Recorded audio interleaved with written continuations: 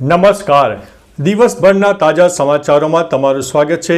તમારી સાથે હું છું પિનલગીરી ગોસ્વામી. સમાચારો વિસ્તારથી જાણીએ એ પહેલા મહત્વના સમાચારો ઉપર એક નજર. મિત્રો, આજની વિડીયોમાં વાત થશે સોનામાં અત્યાર સુધીમાં 13,346 રૂપિયાનો વધારો થયો છે. 24 કેરેટ સોનાનો 10 ગ્રામનો ભાવ 1,089 રૂપિયા ઘટીને 76,698 રૂપિયા થયો છે. 1 કિલો ચાંદીની કિંમત 1,762 રૂપિયા ઘટીને 89,088 થઈ છે.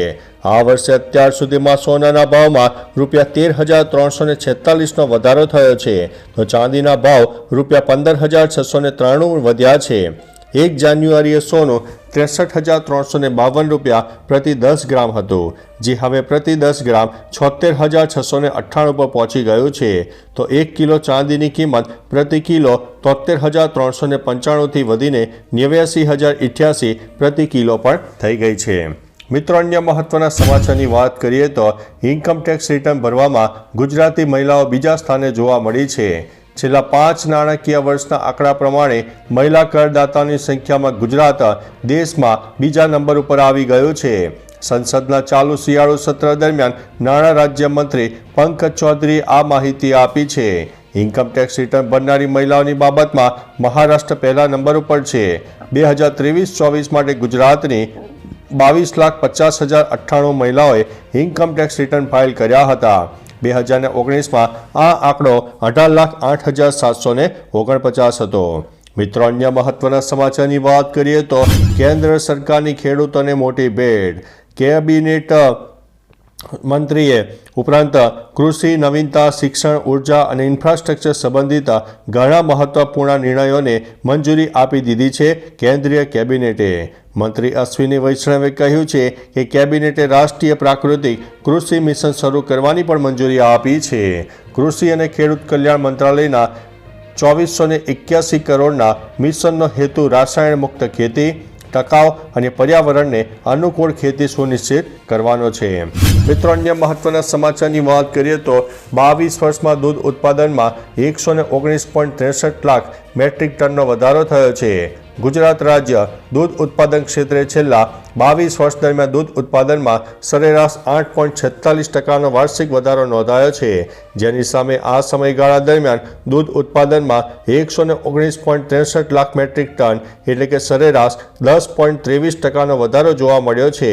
ગુજરાત વાર્ષિક 172.80 લાખ મેટ્રિક ટન દૂધ ઉત્પાદન અને ભારતના કુલ દૂધ ઉત્પાદનમાં 7.49%ના યોગદાન સાથે દેશમાં ચોથા ક્રમે છે.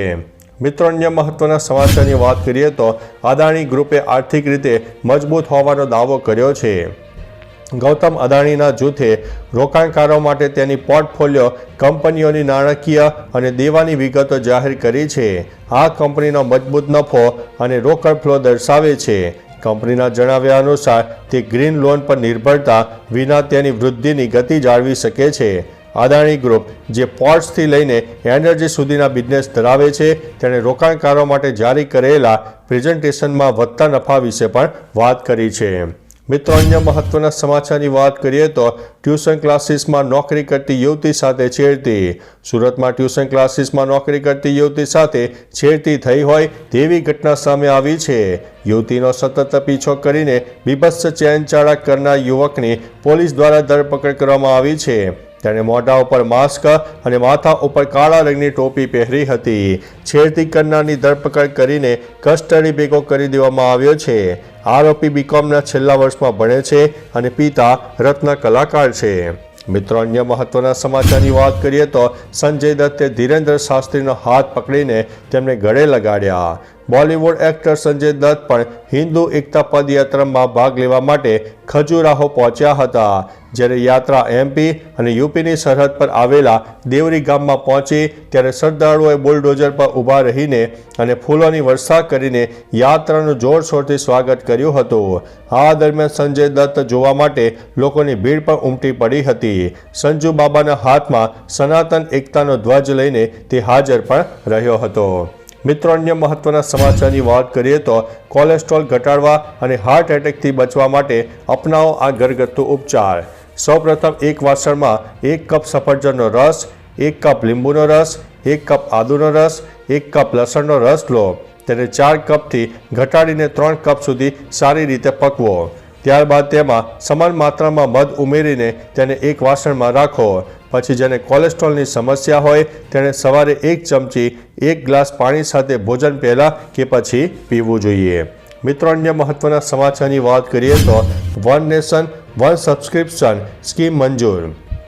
કેબિનેટની બેઠકમાં મોદી સરકારે વિદ્યાર્થીઓ માટે one nation one subscription scheme લાગુ કરવાનો નિર્ણય લીધો છે. આમાં કુલ 30 મોટા આંતરરાષ્ટ્રીય જર્નલ પબ્લિશર્સનો સમાવેશ કરવામાં આવ્યો છે. તેનો ઉદ્દેશ્ય કેન્દ્ર સરકાર, રાજ્ય સરકારો અને સંશોધકોને આંતરરાષ્ટ્રીય વિદ્વાનોના સંશોધન લેખો અને જર્નલ પ્રકાશનોની એક્સેસ પ્રદાન કરવાનો રહેલો છે. તો ચાલો મિત્રો, ફરીથી દેશ અને દુનિયાના સુપરફાસ્ટ સમાચાર લઈને મળતા રહીશો. ત્યાં સુધી અમને રજા આપશો. નમસ્તે.